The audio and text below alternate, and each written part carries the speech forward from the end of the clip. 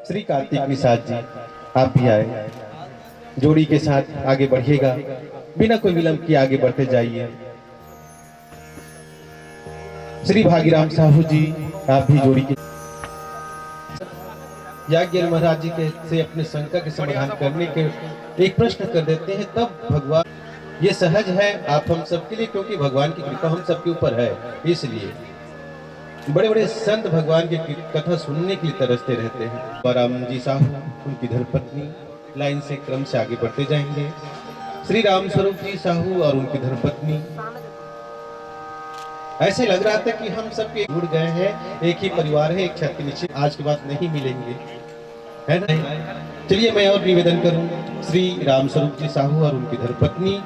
इसी क्रम में निवेदन है श्री अमर साहू जी और उनकी धर्मपत्नी। आइए कहां पर है, याज्ञवल जोड़ी के रूप में आप ही विराजित हैं। श्री व्यास नारायण जी साहू और उनकी धर्मपत्नी, आइए आगे बढ़ते जाएं। श्री और उनकी कथा पूर्वक ज्ञान मंच की ओर इसे धर्म मंच भगवान की कथा पंडाल में आगमन कर अपने कदम को आगे बढ़ाते जाएं।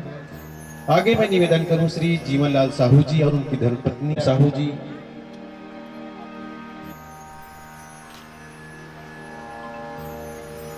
उनकी धर्मपत्नी आइएगा। श्री चिंता पटेल जी, उनकी धर्मपत्नी आइए आगे।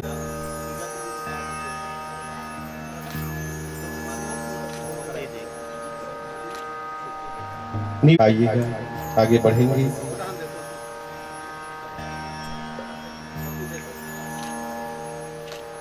राम साहू जी, आप दोनों भी आगे बढ़िएगा।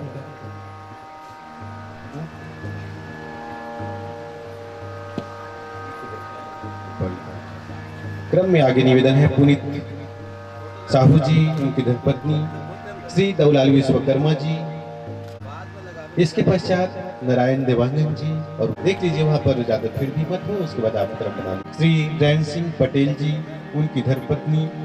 इसी प्रकार से क्रम में आगे बढ़ते जाइए।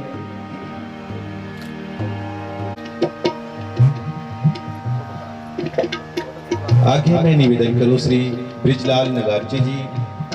क्रम में निवेदन है श्री सेवक राम जी, ध्रुव कुमारी सुमन साहू जी, ये सभी आगे बढ़ेंगे। इसके पश्चात में आगे और एस पटेल जी और उनकी धर्मपत्नी।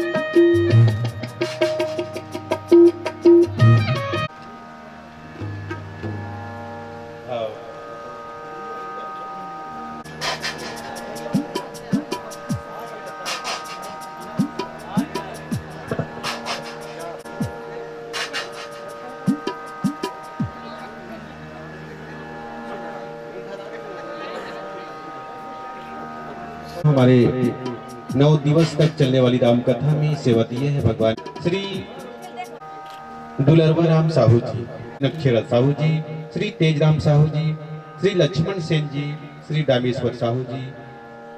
आप सब लोग भी महाराज जी के स्वागत सफर कर दो। श्री लुकेश साहू जी, आप भी आगमन करिएगा, आइएगा और हम सबको अपनी आवाज यंत्र से, विस्तार यंत्र से क्रम और सम्मान प्राप्त करिएगा। साथ में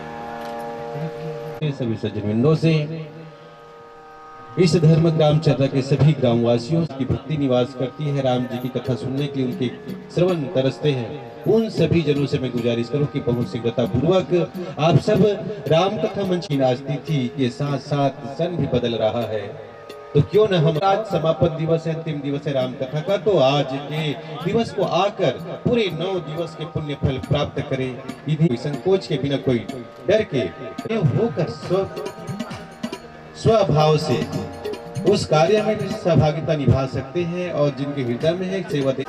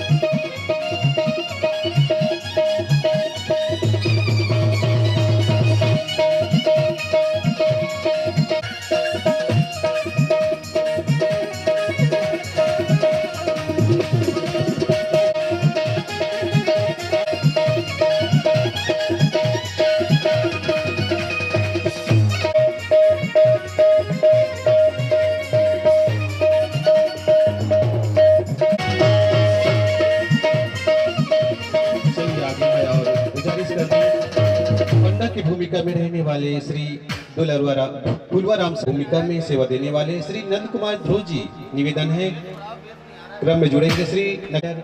आप सभी आ जाएंगे बिना कोई विलंब किए।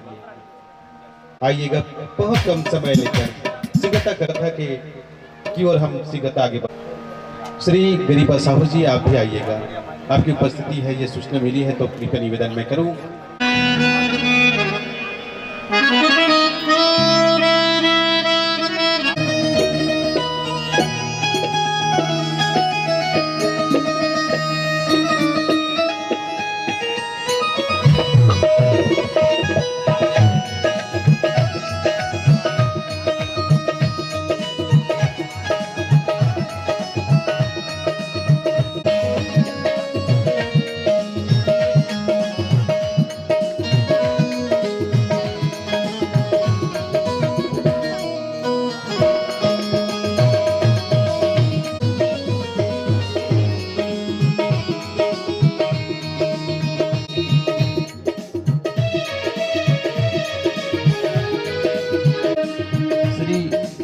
जी, आप भी आ जाइएगा।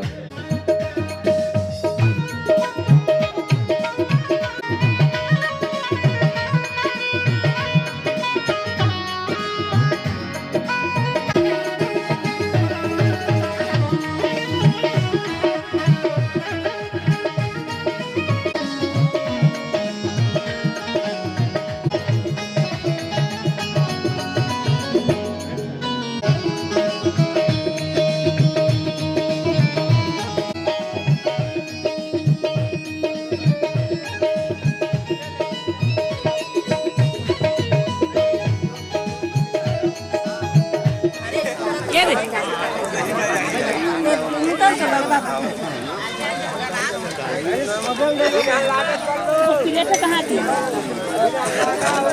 ये दे रहे थे।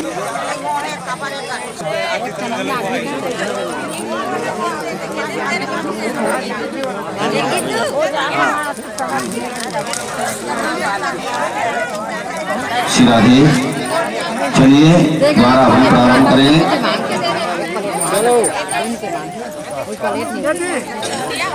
भगवान की, हनुमान जी महाराज की 5 आहुति अपने अपने गुरुदेव भगवान के नाम से डालेंगे सभी।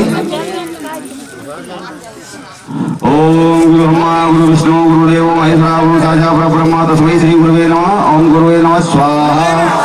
मंडलाकारं व्याप्तं येन चराचरं तत्सर्वं तस्मै श्री गुरुवे नमः स्वाहा। अज्ञानातिमिरान्धस्य ज्ञानाञ्जनशलाकया चतुर्मीलितमेन तस्मै श्री गुरुवे नमः स्वाहा। ध्यानमूलं गुरुर्मूर्ति पूजामूलं गुरुर्पदं मंत्रमूलं गुरुर् स्वाहा स्वाहा स्वाहा स्वाहा स्वाहा स्वाहा स्वाहा स्वाहा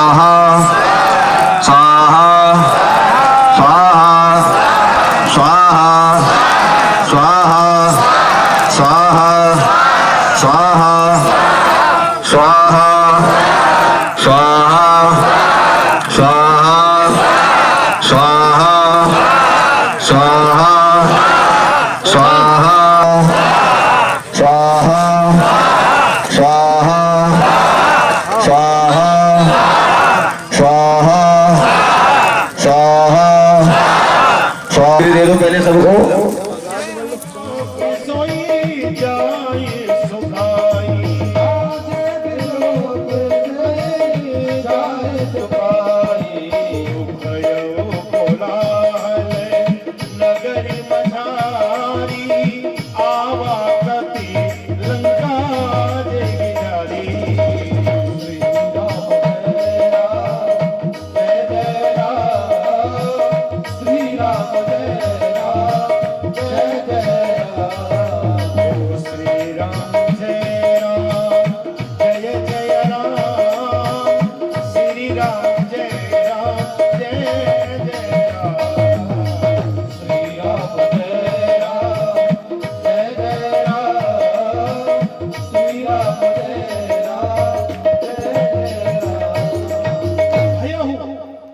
एकदम चारों तरफ हाहाकार मच गया।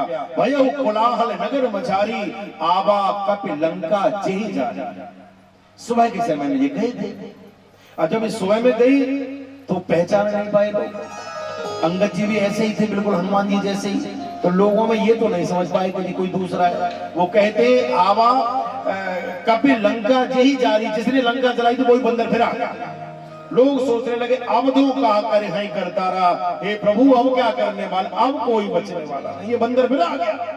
और क्या कर रहे, लोगों ने सुना भाग गए, देखते ही सब अपने अपने घर में भाग गए, दरवाजे बंद कर लिए। लेकिन कुछ ऐसे थे जो माजरा समझ ही नहीं पाए कि कौन आया क्या हुआ। वो भगदड़ में समझ नहीं पाए कि भगदड़ क्या हो रही है। वो देखते ही रह गए, भगने वाले भाग गए, कुछ रह गए।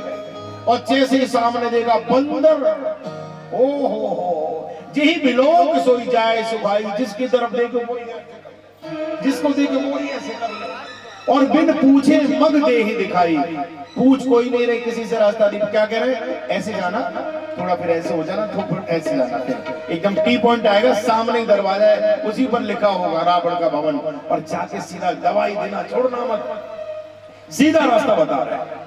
और यहां से अंगद आता है, और जैसे अंगद आए समाचार मिला कि राम का दूत आया है। रावण की सभा में लाकर के अंगद को खड़ा कर दिया। देखो कैसा रहा होगा, दूत तो सदैव सम्माननीय हुआ करता है, उसका आदर होता है।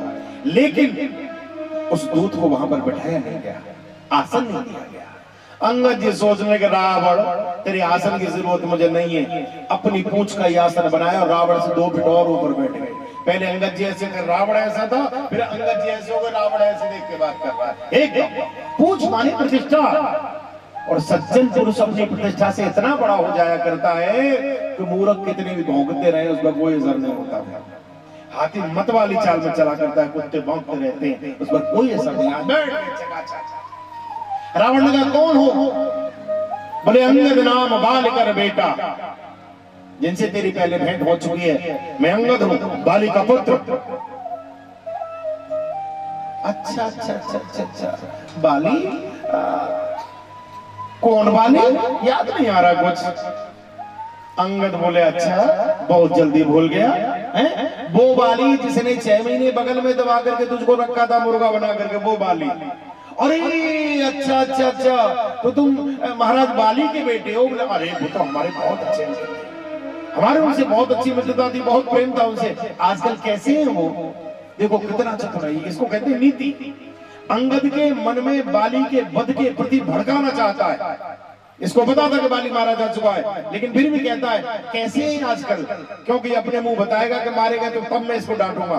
तो अंगद बोले अच्छा ये जानना चाहते हो वो कैसे? बोले हाँ। बोले 2-4 दिन में ऊपर पहुंच करके वहीं जाके पूछ लेना कैसे हो, यहाँ तो पूछ नहीं पाओगे तुम। रावण बोला अरे मूर्ख, अगुण अमान जानते ही पिता दीन वनवास, सोध और जुमती विरह पुण्य निश्चित दिन मम त्रास। जो अगुण है, जो अमान है, पिता ने वनवास भेज दिया, वो वैरागी जो स्त्री के वियोग में रो रहा है, तू उसके साथ खड़े होकर युद्ध के लिए आया? अरे मेरी तरफ आ, राजा बना दूंगा राजा।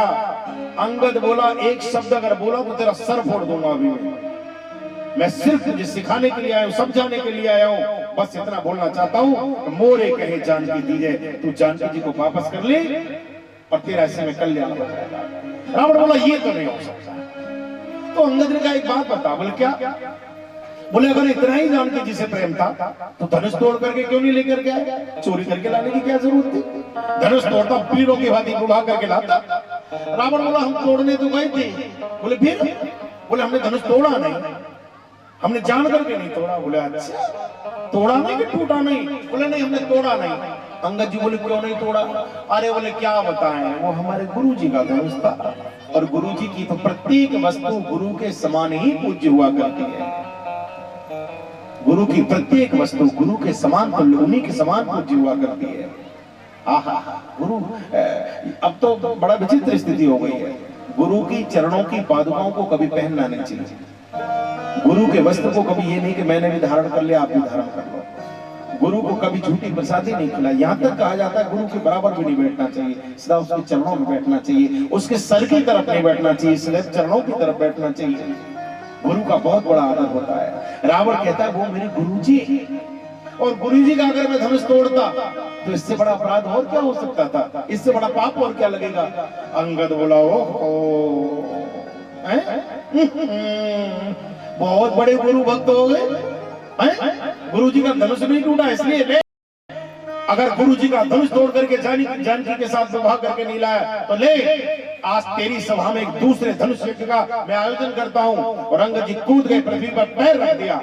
चोर में चरण सकई सठ टारी, तो फिर राम सीता मैं हारी। अगर मेरे चरण को तू टस से मस भी कर दे तो फिर राम सीता में हारी। जा मैं वचन देता हूँ कि मैंने चरण रख दिया, अगर कोई मेरे चरण को तिल भर भी हटा दे तो फिर राम वापस चले जाएंगे, सीता को मैं हार जाऊंगा। किसी ने अंगद से कहा, रे बंदर के बच्चे तेरा दिमाग खराब है, जिसने कैलाश पर्वत उठा लिया हो उसके सामने तू पैर रख करके बैठ गया। और राम जी की पत्नी को जुए में लगाने का तुझे किसने अधिकार दे दिया? तू कहता है कि फिर राम सीता मैं हारी। ये क्या पागलपन कर बैठा? पृथ्वी कांप गई, घबरा गई पृथ्वी। अरे बंदर, मेरी बेटी को तूने दांव पर लगा दिया। क्या तू जानता नहीं ये रावण है? जब ये चलता है तो पृथ्वी भी कांपने लगती है। इसने कैलाश को उठा लिया, ऐसे वीर को तेरा चरण उठाने में कितनी देर लगेगी? पृथ्वी घबरा गई। और पृथ्वी ने क्या किया? भूमि में चाहत का चरण। अंगद ने पैर पृथ्वी पर नहीं जमाया, अभी तू पृथ्वी ने अंगद का पैर पकड़ लिया। अगर तेरा पैर छूट गया तो मेरी बेटी का क्या होगा? भूमि ने चाहत का चरण पृथ्वी ने पकड़ लिया। अंगद के सामने जितने भी खड़े थे आगे सब योद्धा एक एक करके। रावण कहता है, इस बंदर का पैर उखाड़ो, लंका के बाहर फेंक दो उसको। लेकिन अनेक युद्ध आ गए, कोई तिल भर भूमि न सके चुराई, हिला नहीं पाए। और उसी समय पर रावण जैसे ही आकर के झुका, अंगद जी ने एकदम पीछे पैर हटा लिया, धक्का दे दिया। इसके 10 शीश से कुछ मुकुट पृथ्वी पर गिरे, कुछ शीश पर रह गए। नीचे जैसे मुकुट गिरे, अंगद ने उठा करके जितने भी मुकुट पृथ्वी पर गिरे सब उठा करके राम के दरबार की ओर फेंक दिया। रंजा से पार जाकर के प्रभु के चरणों में गिर पड़े। कुछ रह गए, कुछ पहन लिए। आप देखो तो सही कैसा लग रहा होगा, जिसके 10 शीश हो और कुछ पर मुकुट हो, कुछ बिना मुकुट के हो, कैसा लग रहा होगा? इसको कहते हैं सत्ता का लोभ। पूरे भारत की न मिले, कुछ प्रदेश की मिल जाए, कहीं की भी मिल जाए, कोई जगह मिल जाए, कोई सीट मिल जाए, ये होता है। कुछ तो हो। रावण से मुकुट धारण करके और पुनः बैठ गया।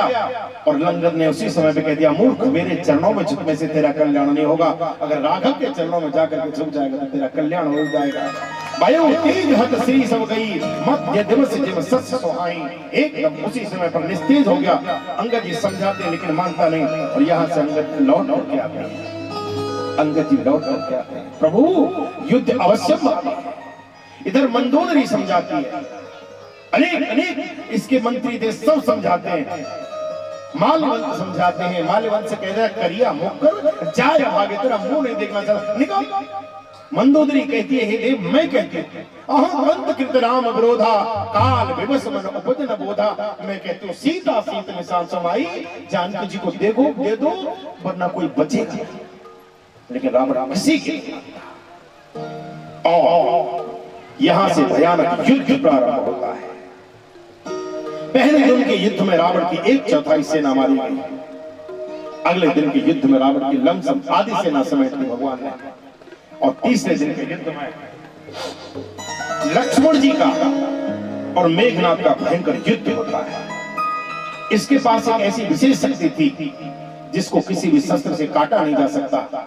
और इस मेघनाथ ने लक्ष्मण जी को पर शक्ति का प्रहार कर दिया। जैसे ही शक्ति लगी है मेघनाथ की लक्ष्मण जी को आकर के लग गई, एकदम आहत होकर मूर्छित होकर के गिर पड़े। ओहो! और जैसे ही मूर्छित होकर के गिरे, मेघनाथ समकोट सत जोधा रहे उठाए, जगत आधार शेष के उठे चले फिर से आए। लक्ष्मण जी को कहा, मेघनाथ ने उठा लो उस तपसी को, इसको ले जाकर के अपने पिताश्री के चरणों में जाकर के बैठ दूंगा। मैंने तपस्वियों को ला करके आपके चरणों में सौंप दिया पिताश्री, वो प्रसन्न हो जाएंगे। लेकिन अनेक योद्धा जाते हैं, शेष भगवान को कौन उठा सकता है? समग्र पृथ्वी जिसके शीश पर हो उस शेष को कौन उठाएगा? किसी से नहीं उठे। उसी समय हनुमान जी आते हैं, एक पाद प्रहार किया है राक्षसों के ऊपर, और हनुमान जी लक्ष्मण जी को उठा करके लेकर के जाते हैं। इधर राम जी बार बार सुग्रीव से कहते हैं, सुग्रीव मेरा भाई नहीं आया, संध्या होने को आ गई, मेरा लक्ष्मण कहाँ है? अभी तक आया नहीं। और जब भगवान बार बार कहते हैं, मेरा लक्ष्मण कहाँ है, मेरा लक्ष्मण कहाँ है, उसी समय पर हनुमान जी दूर से गोद में लेटे हुए मूर्छित लक्ष्मण को लेकर के आए। हम देखते एकदम प्रभु एकदम विवल हो गए। एक तो मन में भर गया, क्या हुआ? बोले कुछ नहीं महाराज। मूर्ति बोले नहीं नहीं, बोलो हुआ क्या है? एकदम रोने लगे थे, रुदन कर वो रोते रोते कहते अरे राम राम राम, ये क्या हुआ लक्ष्मण तुझे?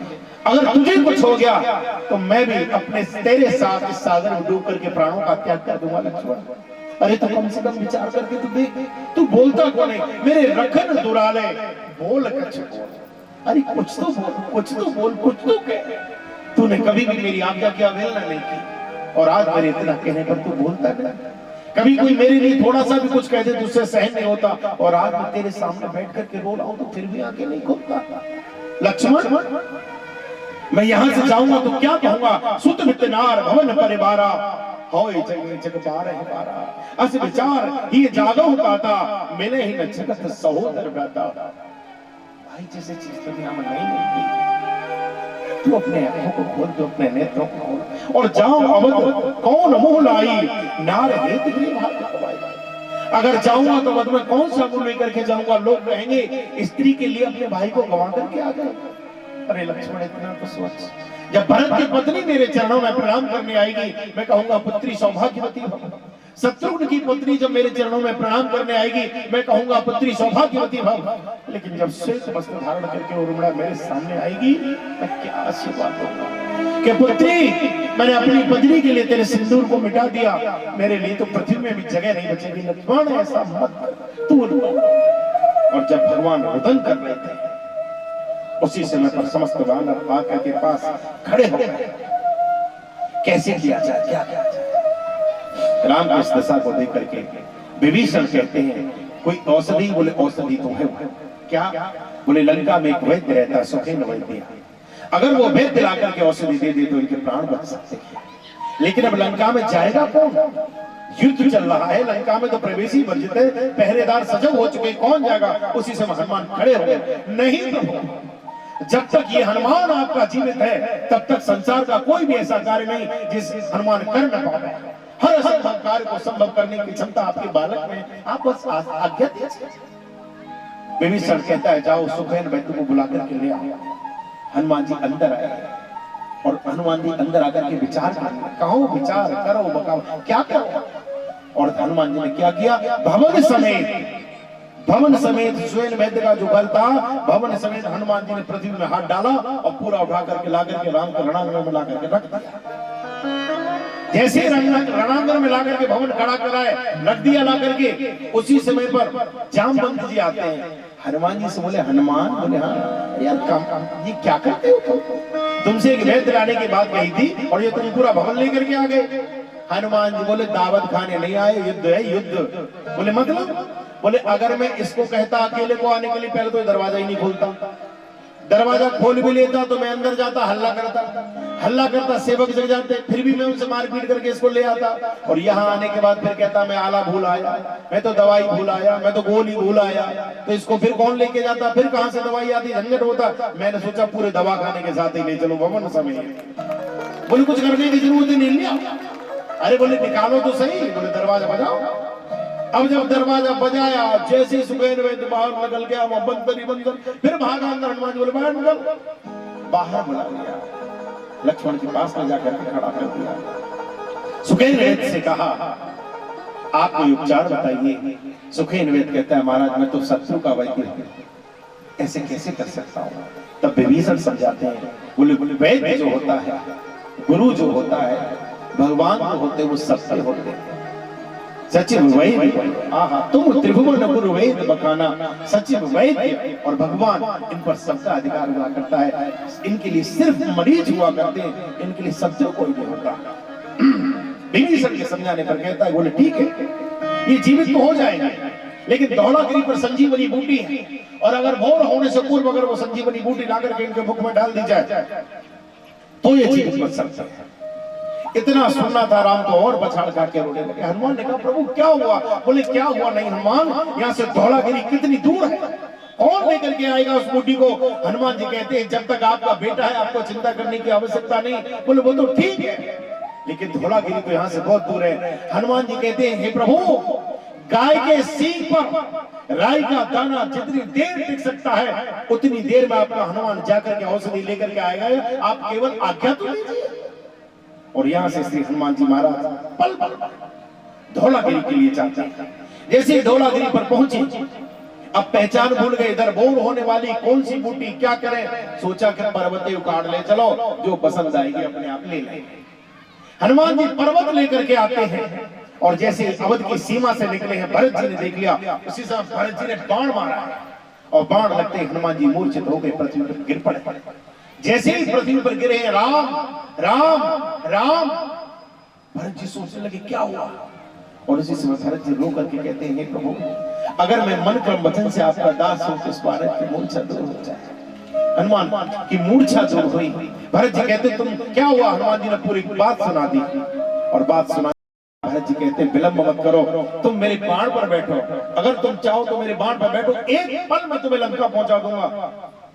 हनुमान जी कहते मैं समझ गया आपकी शक्ति को, आपने मुझे मूर्छित होकर के कल गिरा दिया, एक ही बाण में आप पहुंचा सकते हो, लेकिन राम का काज मैं स्वयं करना चाहता हूँ, मैं खुद लेकर के जाऊंगा। और पुनः पहाड़ को लेकर के हनुमान जी आ गए।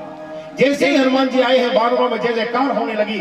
सुखैन वैद्य ने उस रस को निकाला, लक्ष्मण जी के मुख में डाला, और जैसे ही लक्ष्मण जी के मुख में वो अमृतमयी औषधि गई, एकदम जागृत हो गए लक्ष्मण, एकदम चीख करके कहां है मेघनाथ, कहां है मेघनाथ, कहां है मेघनाथ। राम जी ने हृदय से लगा लिया, भैया मैं यहाँ कैसे आया।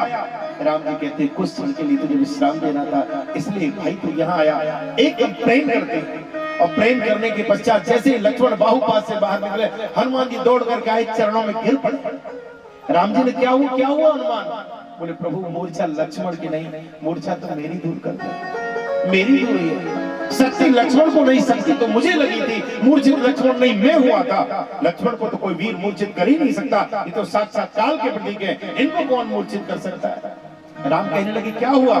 बोले प्रभु कहीं न कहीं बल का अभिमान आ गया, और वो अभिमान जब दूर हुआ, जब भरत जी ने बाण मार करके मुझे मूर्छित कर दिया, तो भरत जी ने न किसी वैद्य को बुलाया, न किसी औषधि वाले को बुलाया, केवल एक शब्द बोला, मन क्रम वचन से अगर मैं रघुनाथ का दास हूं तो हे बानर तेरी मूर्छा चली जाए। हे देव अगर मुझे अपनी शक्ति के अतिरिक्त भक्ति पर भरोसा होता तो सुसैन वैद्य को लाने की जरूरत नहीं पड़ती। मैं भी लक्ष्मण के कान में कहता, लक्ष्मण अगर मैं राघव का दास हूं तो तुम्हारी मूर्छा दूर हो जाए, लेकिन मैंने शक्ति पर भरोसा किया, भक्ति पर नहीं किया। प्रभु मैं समझ गया, ये करने वाले तो आप हैं, दिखाई मैं देता हूं।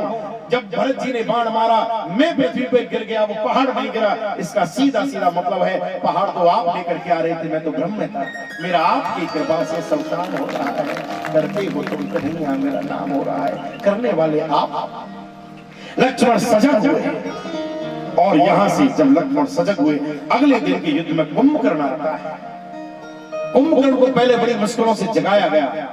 रावण के पास जाके कुंभकर्ण कहता है, जगदम्बा हरि आन सट अब चाहत कल्याण। एक तो जगत जननी पराम्बा का हरण करके लेकर के आ गया और अपना कल्याण चाहता है।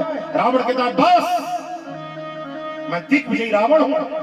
रावण अपनी आन के लिए जिया करता है और अपनी शान के लिए जिया करता है। रावण आन और शान से जिया, रावण उसी आन और शान के साथ अपने प्राणों का परित्याग करेगा। कुंभकर्ण कदाचित तुम्हें ऐसा लगता हो कि तुम्हारे सहयोग के बिना मैं तपस्वियों को नहीं हरा सकता, तो तुम जाओ पुनः जाकर के विश्राम करो। रावण को किसी की जरूरत नहीं, मरने के लिए अकेला जाएगा रावण, जाओ।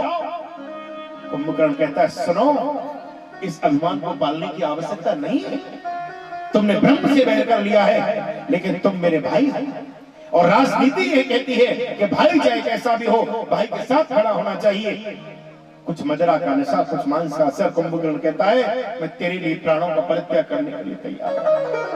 हाथ जोड़ करके प्रणाम करता है, कहता है हे मुझे रावण, ये ज्येष्ठ भ्राता, इस कुंभकर्ण का अंतिम प्रणाम आपके चरणों में स्वीकार। एकदम रो गया रावण, नहीं अनुचित प्रकार के शब्दों का प्रयोग मत करो, ये कहो ये अंतिम प्रणाम नहीं, ये तो प्रणाम का प्रारंभ है। तपस्वियों को परास्त करने के उपरांत पुनः आकर के मुझे गौरवान्वित करो, पुनः मुझे प्रणाम करो, इसी आशा के साथ मैं तुम्हें आशीर्वाद देता हूं, जाओ। कुंभकर्ण पुनः युद्ध करने के लिए आया है, और जैसे युद्ध स्थल में कुंभकर्ण पहुंचा है, बंदरों में भालुओं में हाहाकार मच गया। एक ही को उठाता है, मुंह में खाता है, फेंकता है, कुछ करता है, कोई कान से निकलता है, कोई मुंह से निकलता है, हाहाकार मच गया। उसी समय विभीषण सामने आया।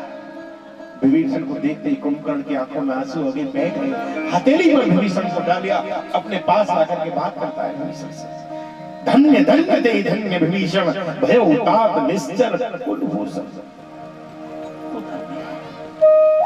सत्यता में देखा जाए तो तू ही वही है। हे विभीषण, मैं जानता हूँ क्या तुम बच के वापस नहीं जाऊंगा। हे विभीषण, मैं जानता हूँ रावण नहीं बचेगा। हे विभीषण, मैं भी जानता हूँ कि रावण के वंश में कोई दीपक जलाने वाला नहीं बचेगा। लेकिन मेरे भाई तू बच गया, तू बच गया। तुझे बहुत बहुत साधुवाद। बस इतना ही कहना है कि हमारी मृत्यु के उपरांत हमारे मृत्यु के कार्यों को बिल्कुल यथावत पूर्ण करना, हमारा श्राद्ध करना, हमारा तर्पण करना, हमें वो काम में देना भाई। और रो करके कहता है विभीषण, बस तू जा। इस समय मुझे युद्ध के अतिरिक्त और कुछ दिखाई नहीं देता। कौन अपना कौन पराया मुझे कुछ दिखाई नहीं देता। काल मेरे शीश पर नाच रहा है, केवल काल के साथ में नृत्य करना चाहता हूँ विभीषण। अब तू चला जा, अपने और पराये का बोध मुझे होने से रहा। हे विभीषण, तू जितनी शीघ्र हो मेरे पास से चला जा। यहाँ से विभीषण लौट करके आते हैं और भगवान राम आकर के इसके साथ युद्ध करते हैं। प्रभु ने आते ही एक अपने सारंग पर बाण चढ़ाए हैं और ऐसे बाण चलाए इसका धड़ से सर अलग कर दिया, भुजाएं काट दी और धड़ाक से पृथ्वी गिर पड़ा। कुंभकर्ण की मृत्यु का जैसे ही समाचार रावण को प्राप्त हुआ, विचलित हो गया रावण। मेघनाथ कहता है पिता से चिंता करने की आवश्यकता नहीं, कल का युद्ध मैं लड़ूंगा। और यहाँ से मेघनाथ युद्ध करने के लिए आता है। ओहो, और दोनों तरफ से युद्ध होता है। इतराम दुहाई, जयत जयत जय परी लड़ाई। उधर राम की जय हो रही है, इधर रावण की जय हो रही है और मेघनाथ और लक्ष्मण का भयंकर युद्ध होता है। कोई भी वीर किसी से परास्त होने के लिए तैयार नहीं। संतजन कहते हैं देखने में तो लगता है जैसे मेघनाथ और लक्ष्मण का युद्ध हो रहा हो, किंतु युद्ध तो देखा जाए तो सदियों के बीच में था। ओहो, मेघनाथ की पत्नी और इधर सुलोचना और उर्मिला के बीच का युद्ध था, जो सदियों का सतत्व आकर के खड़ा हो गया। लेकिन अंत में हार सुलोचना की हो गई। क्यों? क्योंकि इसका जो पति था वो अधर्म की ओर था, और इनका जो पति था वो धर्म की ओर था। धर्म तत्व यहाँ धर्म होता है, वहाँ विजय हुआ करती है। मेघनाथ का सर धड़ से बाण से अलग कर दिया लक्ष्मण ने। मेघनाथ के मृत्यु के बाद सुलोचना रुदन कर दिया, शीश कट के गिरा है रावण के भवन में जाकर के गिरा। धड़ यही का यही पड़ा रह गया। और रोकर के रावण के पास जाती है सुलोचना, कहती है देव, हे पिताश्री, मैं अपने पति का पूरा शरीर देखना चाहता हूं। रावण कहता है पुत्री जाओ, राम की सेना में जाओ और राम की सेना में जाकर के अपने पति का दर्द सकुशल लेकर के आओ। मंत्रियों ने कहा महाराज, इस प्रकार से सुलोचना को भेजना ठीक नहीं है। राम के सेवकों ने या राम ने बंदी बना लिया, तब आप क्या करेंगे? जब आपने उनकी पत्नी को बंदी बना रखा है तो वो भी तो ऐसा कार्य कर सकते हैं। रावण कहता नहीं, मैं जानता ये कार्य रावण कर सकता है, ये कार्य राम कभी कर ही नहीं सकता। जाओ। किसी ने एक बार रावण से कहा था, हे रावण, तू तो किसी का भी रूप बना सकता है, तो फिर जानकी जी को प्राप्त करने के लिए राम का रूप धारण करके क्यों नहीं जाता? रावण कहता है कई बार मैंने चेष्टा की, मैंने जब जब राम का रूप बनाया तब तब जानकी में मुझे मां दिखाई दी, इसलिए मैं कभी सफल ही नहीं हो पाया। ये राम का कामत। जाओ, ये कार्य रावण की सेना में हो सकता है, राम की सेना में नहीं। सुलोचना कुछ बानरों ने हंसी मजाक की बातें कह दी, ले जाओ ले जाओ, एकदम हंस पड़ी सुलोचना। अरे बानरों, तुमको क्या लगता है कि तुमने बुद्ध कर दिया? एकदम शक्ति रहे अपने सतत्व के प्रभाव से अपने पति से कहा, पति एक बार पति देव हंस करके दिखाइए। अट्टहास करके हंसने लगा मेघनाथ का कटा हुआ सर और कहती है चाहो तो भी पुनः जीवित कर सकती हूँ, लेकिन नहीं, ये दो सदियों के मध्य युद्ध हुआ है। मैं जानती हूँ लक्ष्मण तो कभी इनको मार भी नहीं पाते, ये तो उर्मिला के सती का उसके सतत्व का प्रभाव है। लेकिन जैसी ठाकुर जी की इच्छा, यहाँ से सुलोचना मेघनाथ के शरीर को लेकर के आती है और अंत के युद्ध में रावण स्वयं युद्ध भूमि में आता है। रावण रति विरुद्ध रघुवीरा, देख विभीषण भयो अधीरा, एकदम अत्यधिक कष्ट पा। हे देव, ये रावण रथ में है, आप विरुद्ध, आपके पास रथ नहीं। उसी समय भगवान राम कहते हैं सौरथ धीरथ तेरथ चाका सत्यशील ध्वजा पताका। भगवान अनेक अनेक प्रकार से विभीषण को समझाते हैं। उसी समय इंद्र आता है चमकता हुआ अपना रथ ला करके देता है। और जैसे ही रथ आया है राम के पास, एकदम रावण अत्यधिक क्रोध में आ गया। इंद्र, तुम्हारा इतना बड़ा दुस्साहस कि तुम मेरे ही समक्ष मेरे ही शत्रु को ला करके अपना रथ देते हो। इस तपस्वी को परास्त करने के पश्चात, इसको दंड देने के पश्चात अगला नंबर तेरा ही होगा, मुझे तुझे दंडित करूंगा। और जब इतनी बात कर रहे थे, उसी समय भगवान कहते हैं, हे रावण, युद्ध भूमि में तुम्हारा स्वागत है। इनको दर्दबाद में देखना, पहले मैं तो देखूं तुम्हारे बाणों की नोक में कितनी शक्ति है, कितना तेज है। आइए। दोनों आमने सामने आकर के खड़े हो गए। ओहो। और जैसे राम रावण का युद्ध प्रारंभ हुआ है, जोगिनी भारी भारी खप्पर संचय, भूत पिशाच बधू नमन पट कृपाल करिताल बजाय, चामुंडा नारा विधि गावे, चम्मुख निकर कटक कटहि, हाय हो हाय आगाहि दुपटहि, कोटि रुंडम मुंडम ही दौलत, शीस परे वही जय जय बोलत, शीस परे वही जय जय बोलत। कोटि शीस बिना मुंडों के, बिना धड़ी के पड़े हुए हैं। फिर सियार बोले भाई गाती, जोगिन भर भर कप्पर संचय, जोगनी ढूंढ रही अपने अपने कप्पर में रक्त पी रही हैं। भूत पिशाच बधू नम नाचे, भूत पिशाच नृत्य कर रहे हैं। भट कृपाल करताल बजावे और चामुंडा ना में चामुंडा हा करके रणांगण में आई हुई है। चारों तरफ भीभत्स दृश्य पड़ा हुआ है। लाखों की करोड़ों की तादाद में सब पड़े हुए हैं, मुंड मार पड़े हुए हैं, रक्त पड़ा हुआ है, कोई मरा हुआ है, कोई मरा नहीं है। चारों तरफ हा हा हा हा करुण हो रहा है। और इधर भगवान के सामने रावण आकर के खड़ा हो। भगवान बार बार बाण चलाते हैं, बार बार रावण के शीश कट के पृथ्वी पर गिर जाते हैं, लेकिन पुनः रावण के शीश पुनः दोबारा वहीं के वहीं आ जाते हैं।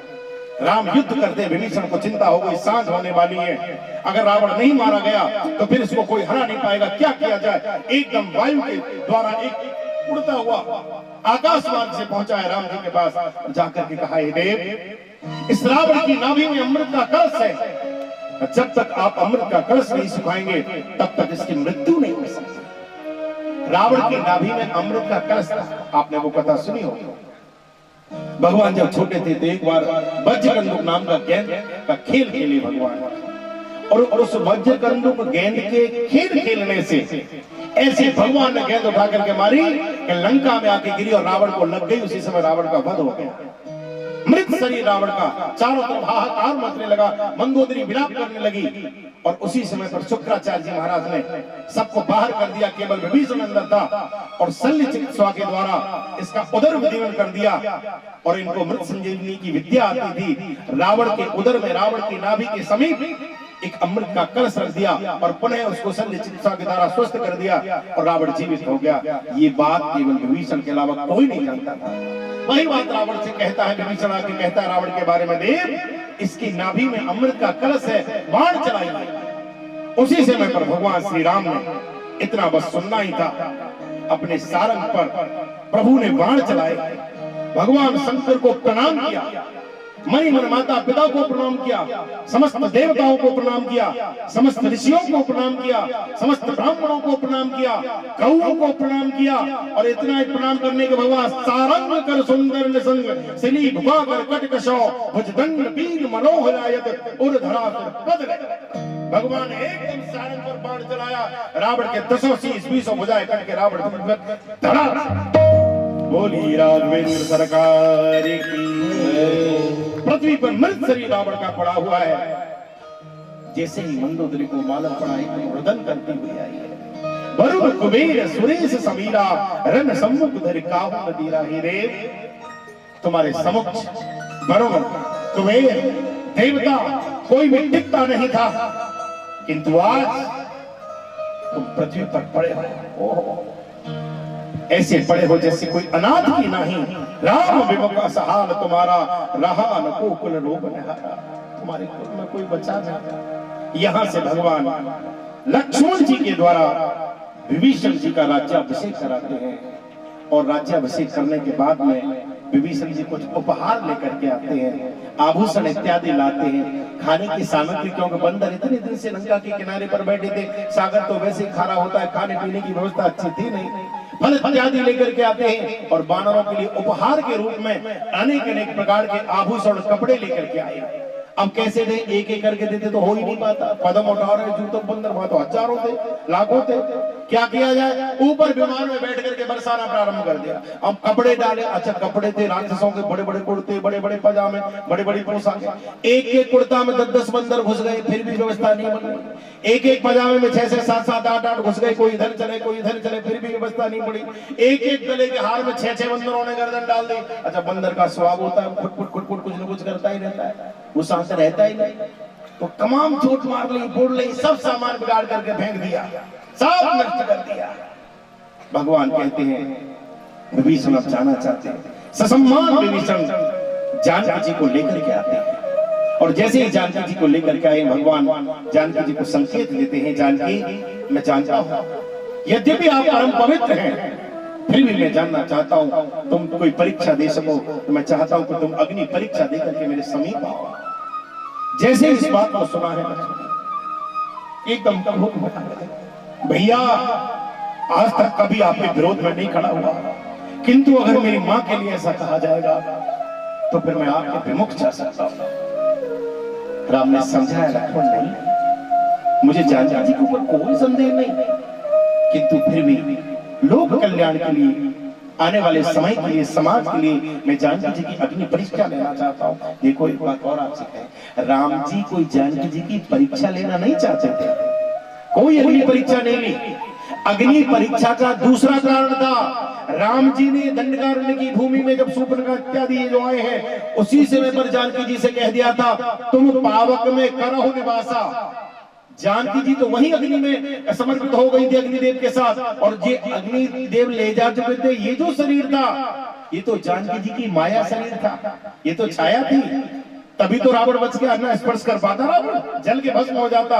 राम जी जानते थे कि असली सीता तो अग्निदेव के पास है, ये तो छाया है, और छाया को ले जाके क्या करेंगे, तो बहाना था। क्या बहाना था, बोले अग्नि प्रज्वलित जब होगी और नकली सीता अग्नि में जब जाकर के प्रविष्ट होगी तो अग्निदेव साक्षात अग्नि सीता को लेकर के आ जाएंगे, इसलिए अग्नि परीक्षा एकदम जैसे ही अग्नि परीक्षा जानकी जी देती हैं, तो इस समय पर अग्निदेव प्रकट हो गए, जानकी जी का हाथ पकड़ के लाकर के राम के पास खड़ा कर दिया।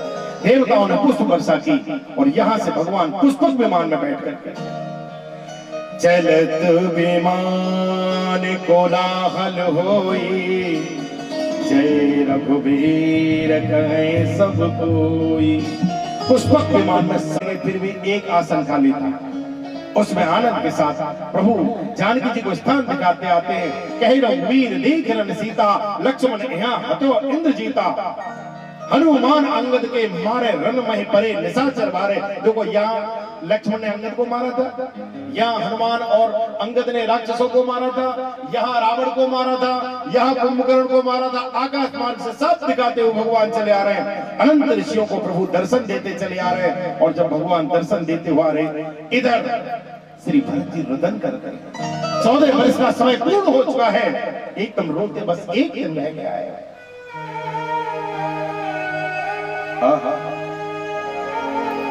रहे हुए एक दिन अवधेय धारा, रहे हुए एक दिन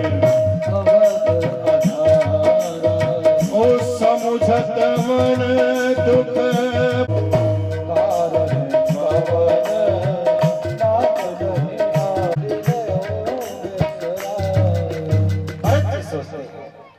रहे हुए एक दिन अवध धारा, भी एक दिन रह गया है, राम अभी तक आए नहीं, लगता है मुझे भूल गए। हे प्रभु मनी मन भरत जी कहते हैं अगर एक दिन के ऊपर एक घड़ी भी हुई तो ये भरत अपने शरीर का परित्याग कर देगा, लौट के आओगे तो जीव भरत नहीं मिलेगा। चिंता हो गई राम जी को, कहीं भरत को कुछ हो न जाए। हनुमान जी को कहा तुम जल्दी जाओ, जाकर के समाचार दो। और यहाँ से ब्राह्मण का रूप धारण करके हनुमान जी समाचार देते हैं। भरत जी की विनम्रता को देख करके हनुमान जी अपने रूप में रह ही नहीं पाए, तत्काल अपने वास्तविक रूप में प्रकट हो गए। मारुत सुत में कप हनुमाना, नाम मोर सुन कृपा निधाना, दीन बंद रघुपति कर किंकर, और सुनत भरत बैठे उठ आदर। एकदम भरत जी ने हृदय से लगा लिया, हनुमान ये समाचार कोई नहीं दे पाया, ये तुमने दिया है। सेवा ले। भरत जी कहते नहीं नहीं, मैं अपने भाई से सेवा नहीं, तो राजा की सेवा है। और दूसरी बात, ये जटाएं हैं, जटाओं के जंजाल को तो भगवान सुलझा सकता है, कोई और नहीं। चारों भाइयों ने दिव्य स्नान किया है और चारों भाइयों ने दिव्य आभूषण धारण किए। वशिष्ठ जी तत्काल कहने लगे, सावधान कौशल्या, केकई, सुमित्रा, सावधान, सब के सब अभी सुन लो, राम का राज्याभिषेक अभी इसी क्षण होगा। कल के ऊपर नहीं डालूंगा, महाराज ने कल के ऊपर डाल दिया था, 14 साल लग गए, मैं रिस्क नहीं लेना चाहता। अभी समस्त तैयारी हो गई और उसी समय पर समस्त रानियों के समस्त वशिष्ठ जी ने प्रथम तिलक वशिष्ठ मुनि की ना, उन्हें सब भी आयुष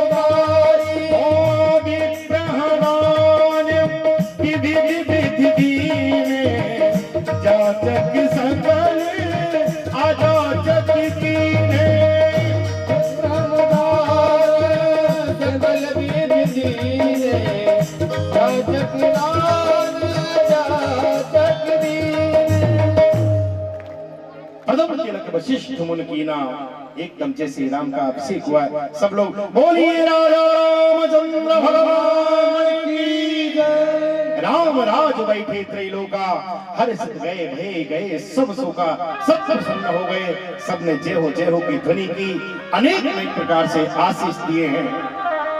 और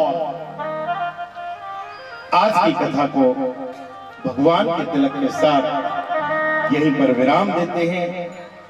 यहाँ पर एक बात आपसे कहना चाहेंगे, हरि अनंत हरि कथा अनंता, कहें सुने बहुविध सब संता। भगवान की कथा अनंत है, रघुवंश भूषण चरित यह नर करहि, सुने जो गावहि। प्रभु की अनंत कथाएं हैं, नाना भांति राम अवतारा, अनेक अनेक कारणों से भगवान का जन्म होता है। इन्हीं शब्दों के साथ हम अपनी वाणी को विराम देते हैं। आप लोगों से अब 2 मिनट हम अपनी बात करना चाहते हैं। देखो,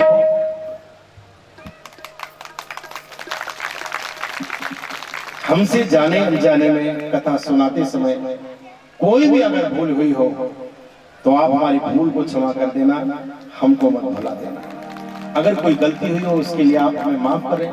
देखो, कथा सुनाते समय कई बार धारा प्रवाह वक्ता बोलता है तो कई बार कुछ इधर उधर हो। वो एक ऐसा शख्स है जिसके माध्यम से हमारे आस्था मंच का परिवार जो है एक अधूरा सा लगता है, और वो है हमारे छोटे भाई, उनका सोच का होता है। इसलिए आर.डी. साहू जी, आप भी बहुत धन्यवाद, बहुत अच्छा बोलते हैं।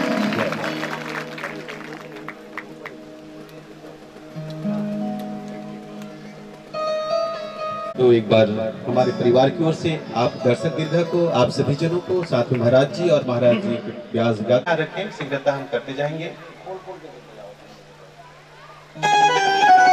सकते हैं इस कार्यक्रम में सहयोग करके।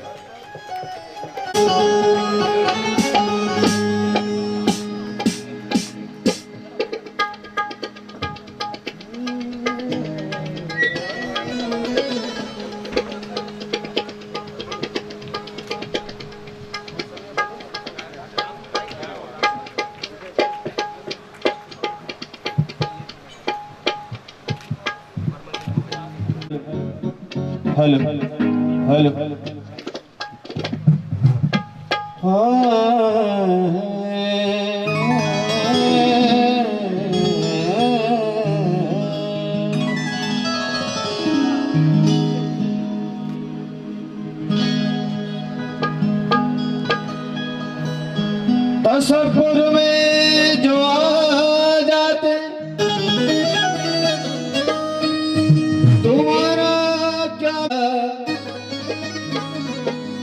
तेरा पर्दा बना रहता, मुझे दीदार हो जाता। एक नैया मेरा एक छोटा सा काम कर दे, अपनी बेनाम सी मोहब्बत मेरे नाम कर दे। मेरे प्यारे मुझ पे तू इतना एहसान कर दे, किसी दिन सुबह को मिले और वो तेरे बिना पल ना रहूं, मैं तेरे बिना पल ना रहूं। मुझे ऐसी लगन तू लगा ले, मैं तेरे बिना पल ना रहूं।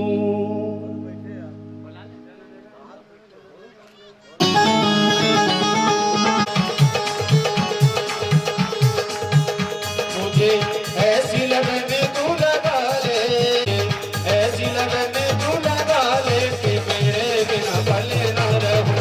मुझे ऐसी लगन तू लगा ले कि तेरे बिना पल ना रहूं। मैं तेरे बिना पल ना रहूं, मैं तेरे बिना पल ना रहूं।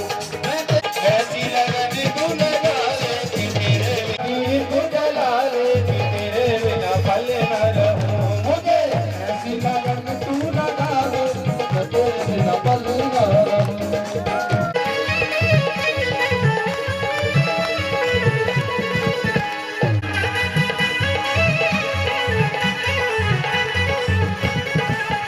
तूने अपना बनाया मैंने कुछ ना कहा, तूने अपना बनाया मैंने कुछ ना कहा।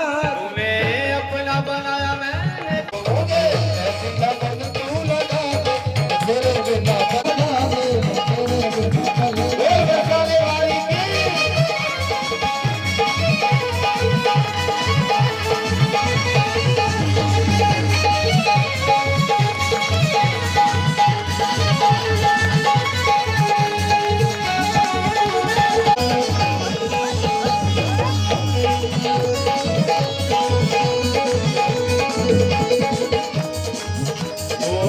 दिल कर मैं बता दूं, करता है तुझे दिल में बसा लूं।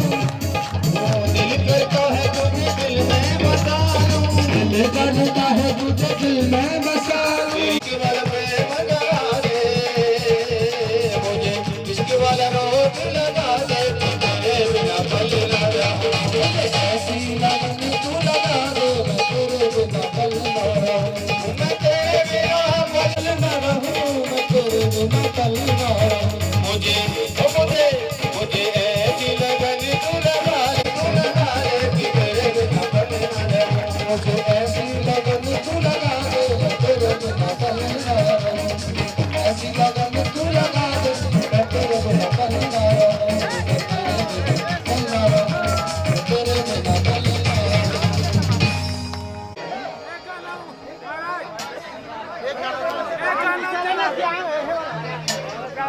चलो भाई,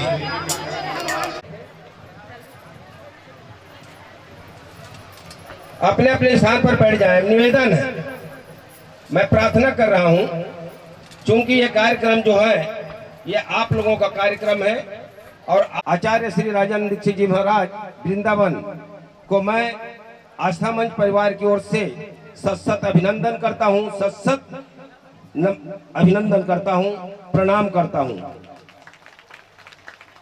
और आज के इस कार्यक्रम में संगीत के रूप में यहाँ पर संगीतकार के रूप में उपस्थित हमारे सभी पंडित द्वय को भी मैं आस्था मंच परिवार की ओर से सत अभिनंदन करता हूँ, वंदन करता हूँ।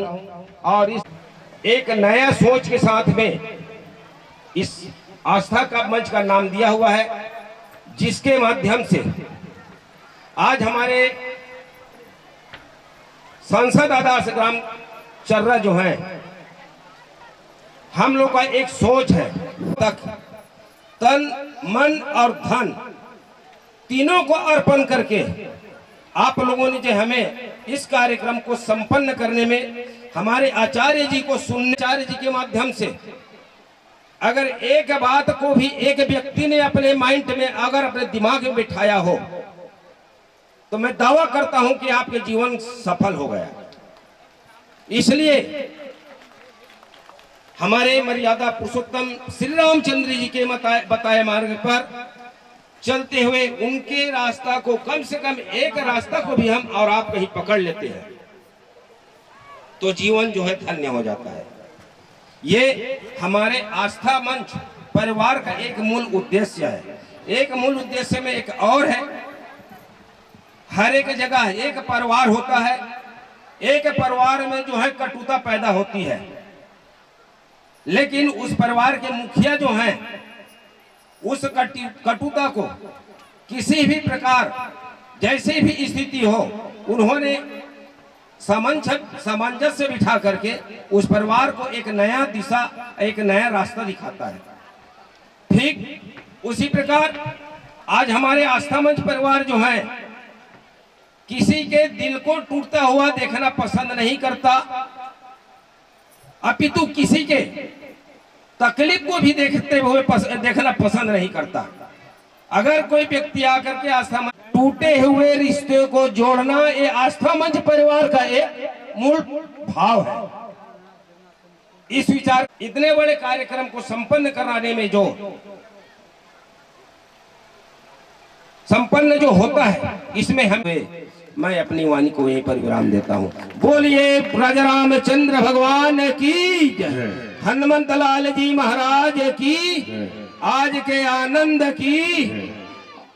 एक निवेदन ये है, साथ भी भंडारा भी पा करके सब लोग चाहे। देखिए कितना संयोग, मानिए संयोग, ऐसा संयोग भी आसानी से नहीं बनता है। नए साल अर्थात सत्य क्या हो सकती है, ये सबसे बड़ी सुंदरता है। इसको गुजारिश करूं तबले पर जो और पेट पर संगत करने वाले आचार्य श्री त्रिवेंद्र शर्मा जी के मार्गदर्शन सहयोगी होते हैं, तो उनका भी स्वागत। और इसी क्रम में पंडित श्री ज्ञानेंद्र दीक्षित जी, इन सबका स्वागत हो। उसके पश्चात बिना कोई, इसके बाद में एक भजन होगा, केवल एक भजन।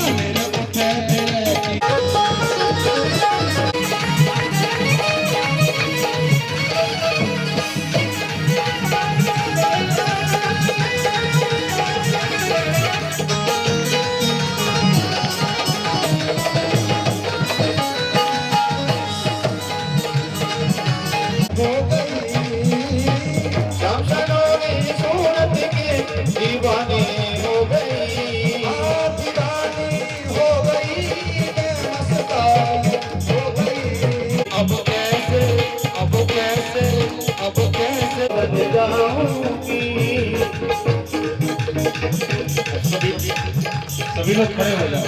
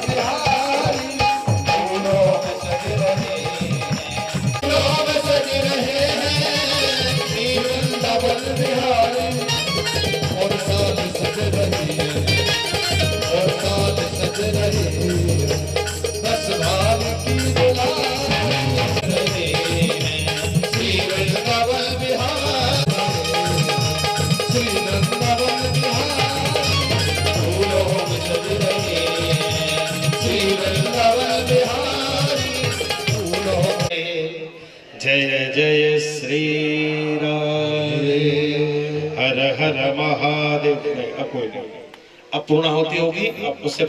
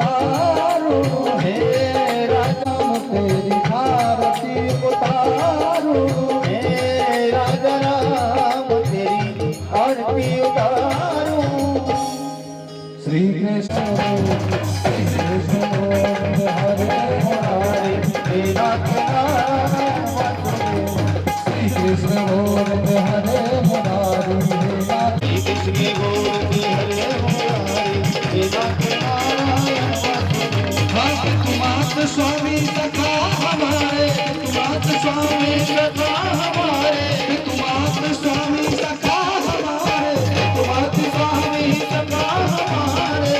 नाथ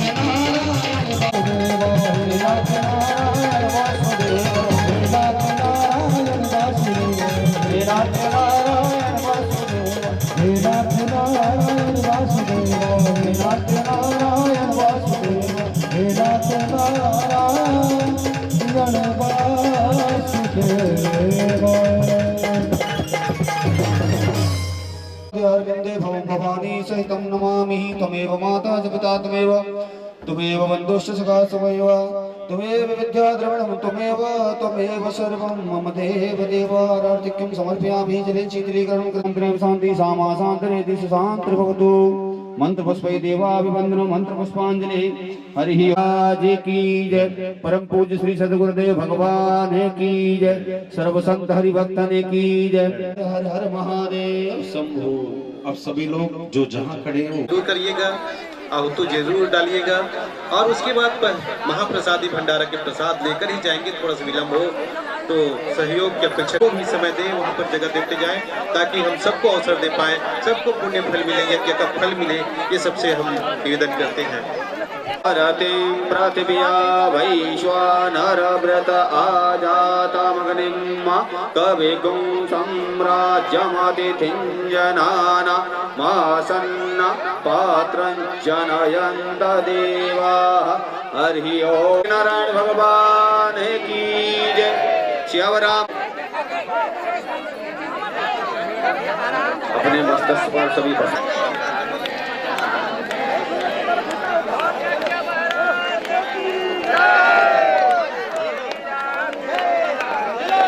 ओम ये तीर्थानि प्रचरन्त्रितका हस्तानि कंगणा ते कागुं सहस्रयोजने वदन्वानि तन्नमसि।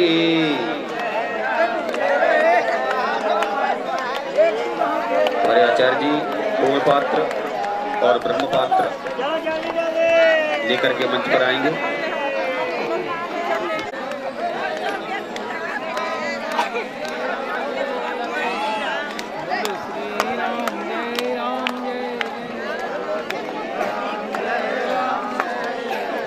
ओम यानि कानि च पापानि जन्मांतर कृतानि च तानि सर्वाणि नश्यन्तु प्रदक्षिणा पदे पदे।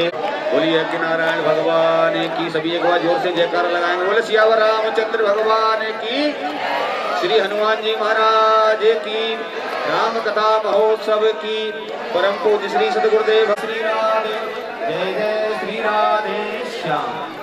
देखिए हो चुका है और इसके बाद में हमारे कमेटी के सभी पदाधिकारी होंगे।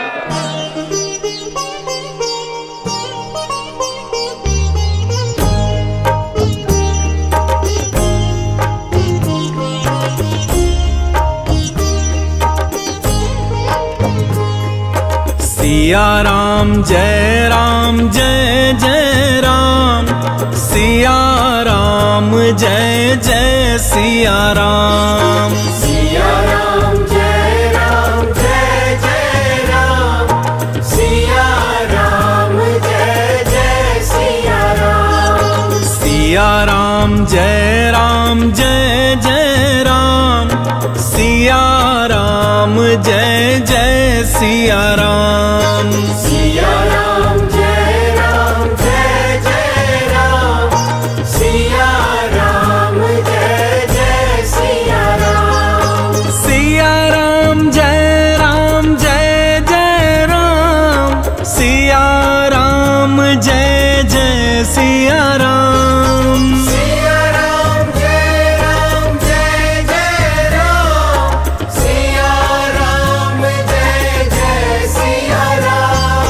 सिया राम जय जय राम, सिया राम जय जय सिया राम। सिया राम जय जय राम, सिया राम जय जय सिया राम। हे राम मेरे राम, सिया राम जय जय राम। हे राम मेरे राम, सिया राम जय जय राम। सिया राम जय जय राम, मेरे राम जय जय राम। सिया राम जय जय राम, मेरे राम जय जय राम। सिया राम जय जय राम, सिया राम जय जय सिया राम। सिया राम जय जय राम, सिया राम जय जय सिया राम।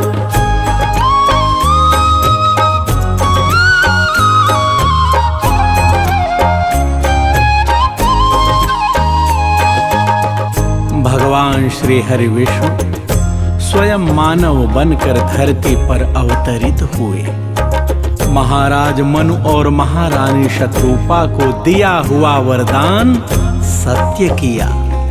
वही महाराज मनु और महारानी शत्रुपा अपने अगले जन्म में अयोध्या धाम के महाराज दशरथ और महारानी कौशल्या हुए।